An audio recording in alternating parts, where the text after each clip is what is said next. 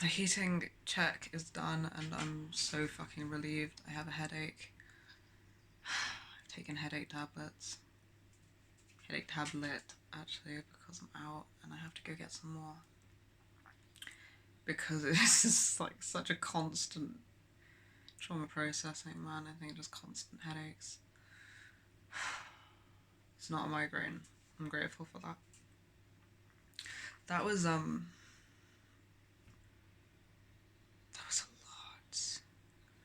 When you're not like rapid switching and instead you're like dealing with everything all as one person. When I am, social interaction, oh my god, that was hard. I feel so drained. And it was two like such relatively fleeting interactions.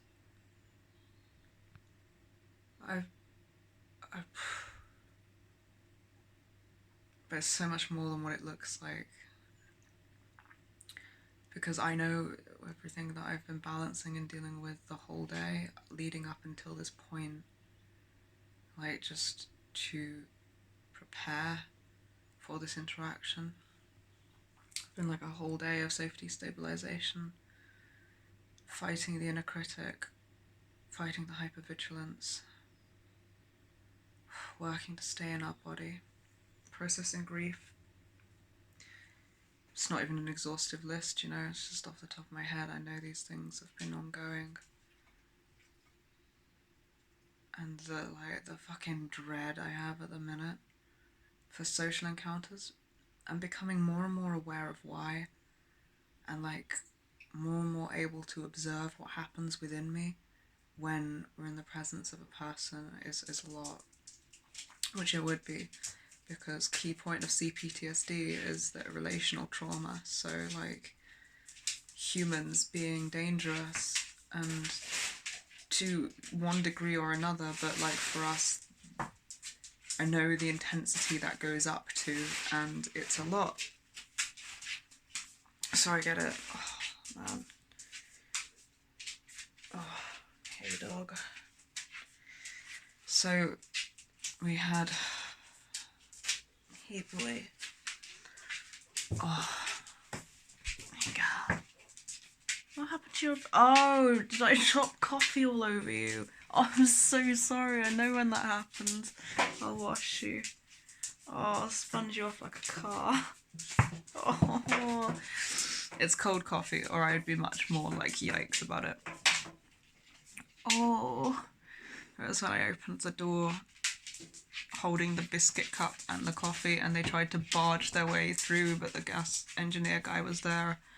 And you don't know how many people have a fear of dogs, so I like blocked her with my leg, but she like jumped up into the arm holding the cup. And it just got thrown all over her back, I see. I'm so sorry. Poor dog.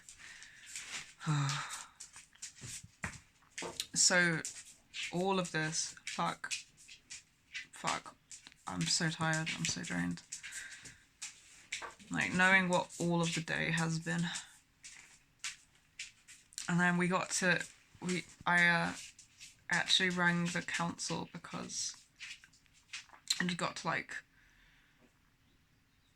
4:45, 5 being the cut-off time, and I was like, I don't think they're going to arrive, but I don't want it to be recorded as missing the appointment, because due to gestures broadly at C-PTSD symptoms, we had missed one appointment, and I did not want it to be like missing a second one would not be good. So I rang them immediately to be like, I don't think they're going to arrive, and she was like, yeah, I doubt they're going to arrive.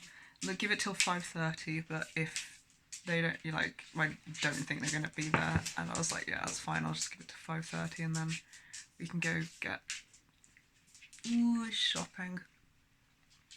And we got to 5:25 and I was like, yeah, they're not going to arrive. So I just voice noted our friends, like, they're not going to arrive. Now I can switch off wait mood and go eat. And then they rang immediately and I was like, the gas engineer's here. But cool, because then it's over and done with, so that's cool. So like, just switching the modes in my brain around feels like a lot. Like, the work I have to do to not stay in a hypervigilant and restricted form preparing to engage with a person is like very fucking constant, and then like switching that off and then switching it back on again a second later is like, oh, I'm drained. And then the dude rang and I was like, yep, good, cool, see you soon.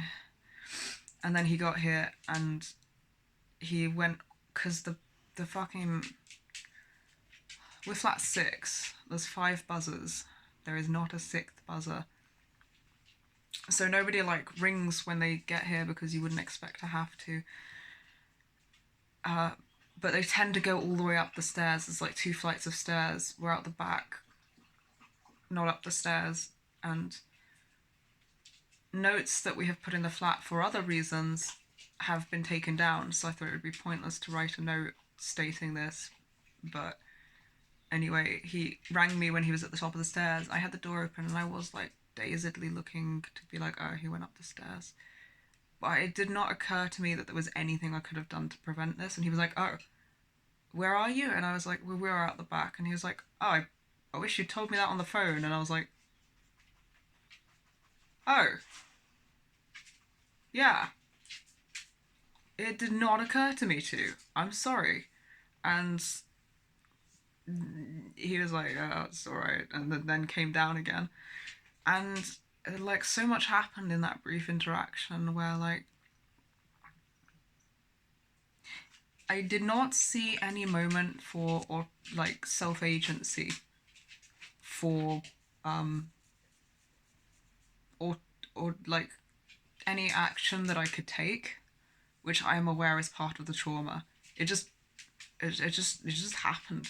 Like he just walked up the stairs and I thought, I didn't even really think about it. I was just like, yes, that is what happens. And then when he said it, I was so like surprised, like, oh yeah, why didn't I mention it? Like I could have done that. But at the same time, I felt so defensive and so like attacked, and he was just like, usually on the phone is when other people mention like the whereabouts of the house. And so much happened that like I really felt, in the part of me that would have identified as a persecutor, I felt like attacking him, and I felt defensive and as if he unfairly blamed me because like usually when people go, oh, other people would have done this or you should have done that, our whole life growing up as a kid, it has been unfair. Like, I wouldn't say every single interaction, but like the default majority of them were like ridiculously fucking unfair and not our responsibility. So I have learned to internalize that, but now it gets triggered when even if it is, it's like hard to see that it's not that. So I had that going off, that I had to like catch that and like take a pause to try and examine what's going on and like actually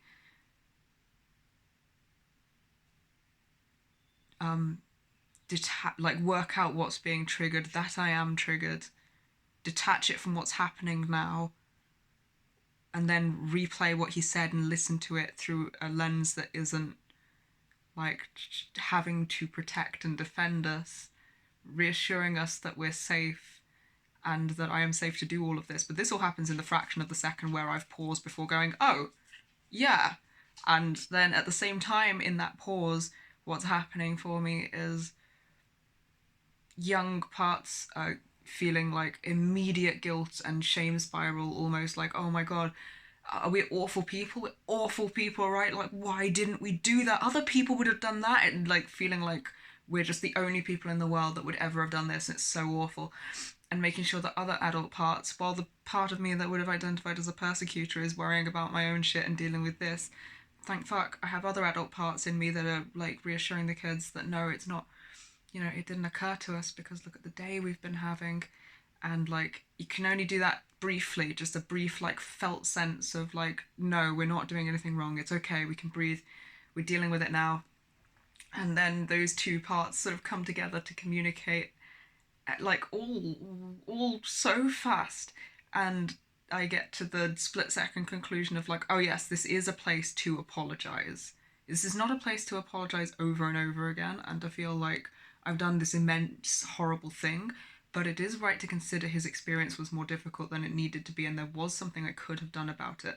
And there's no sense in shame in our experience, because I know why it didn't occur to me, because we're going through so fucking much it couldn't have. And now that it's been pointed out to me, I can see it and I can empathise with his standpoint without berating us, and I can adjust my behaviour going forward, starting with apologising now and then writing a note which says where this flat is, which I put inside the house for future people. It's a 10-minute video and it was a 3-minute interaction. C-PTSD fucking sucks, man. It fucking sucks. I'm so proud of us. Trauma fucking sucks. Then there's part 2, which was like, because all day, sometimes people have our number but don't ring us. There is no 6th buzzer. I do not want to miss this appointment. It has already been rescheduled. It would be bad if we missed 2. I don't know how bad, but like, I don't want scary letters and shit. Like, I do not want more stuff to be triggering. And, but the neighbour in number 1 has already expressed, like, there's a note on the door saying, can we make sure we shut this door, because loads of neighbours were leaving it open just all the time indiscriminately. And apparently somebody tried to enter their house, and that's like creepy as fuck. And also it's really cold, and like when the front door's open, they can feel it from their flat. So I felt really bad about it, and I was trying to keep it like open but just 2, like not wide open. The first couple of times I completely forgot and just left it wide open, and then the going on from there I was like, oh yeah, it's probably really cold, because of the no buzzer and the fact that people don't always ring our phone even when they have our number, and I didn't want to miss this. I was like, we're just going to make sure he has constant access by making sure the front door is not locked. So I went in and out throughout the day. We would go in and out a few times to check that the door was open, and also to listen out and to check that nothing had happened, like no one's going to try and open anyone's fucking door, because yikes. But then I did start leaving it just ajar, and it kept getting closed, and I was thinking, this poor neighbour. So then I was debating saying something to them when he'd gone, and when I was hanging my note up, but obviously I'm drained, I'm out, I have so much anxiety that is like jittering through me. Interaction is like fucking horrendous. It's so hard. But I knocked on the door, and then the hypervigilance scanning, oh my god, the hypervigilance scanning, I really noticed it, where like I had my assumptions that I had already been irritating to her, and then the confirmation bias hyper scanning her every single facial expression detail of how this muscle has moved, how the lips were slightly tense here, the same way that I would be able to very effectively read and scan a dog's body language to communicate fantastically during training. Great for the hypervigilance there, isn't it? Yeah, that's useful.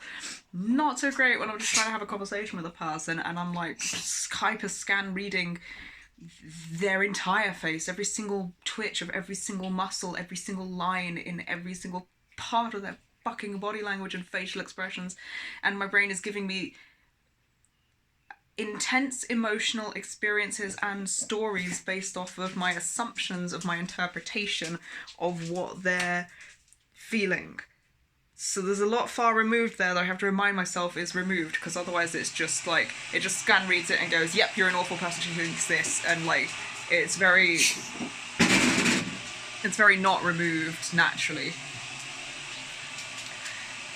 So I noticed from the slight tension in her face that I wondered, what I now realise in the state I'm in, she could have been feeling confused or neutral, and I would have read that as feeling unhappy and negative. But I did at the time, I noticed that the hypervigilance was going off while I started speaking, so I was trying, like, don't get thrown off my sentence, just focus on my sentence. Don't hyperscan her face while I'm, like, trying to just keep eye contact in a gentle way and be like, hey, I just wanted you to know, I am the one that has been opening the door all day. It's not going to happen repeatedly. Like, I don't want you to think that somebody in here is just going to start doing that forever. It's because of this. And as I explained, I saw her facial muscles like soften, and I perceived that it was confusion and then understanding. But the confusion read very negatively to me, and I read it as feeling like having like inner critic rampage thoughts go through very quickly, just within the fractions of a second that I notice it, being like, yeah, she was probably cold all day, she'll like hate you as a neighbour, and it plays out this like, oh no, you've created this feud situation where your neighbour will hate you forever. And it's like, it's the intensity and the speed of it is so fucking much and so fucking stressful, and trying to just detach from all of that happening and just focus on the current moment and just be like, just wanted to let you know this is why I did it. I've made a note now that helps with one thing. They do have our number, that helps with another thing.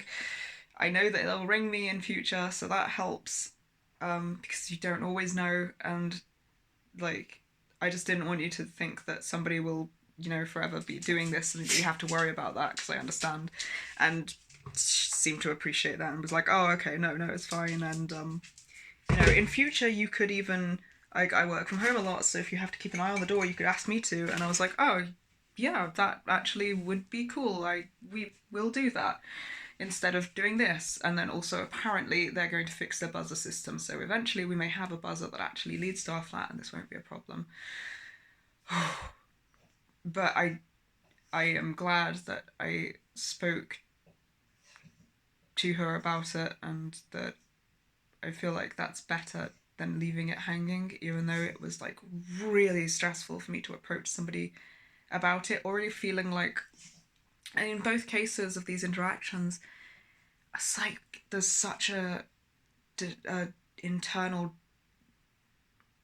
chasm of already feeling like we're doing something wrong because just trauma, that it can get applied so easily anywhere where it could even slightly fit. So like, both of these cases, I realised that a lot of the internal work I have to do to make sure that chasm isn't activated by interactions is just the constant reassurance and self-validation of, I get why this is here, this is not a personal choice, this is what other people have done to us with our experiences.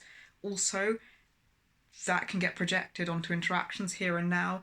This person is not necessarily angry or hating us. This person does not necessarily think we're awful or stupid or any of these things.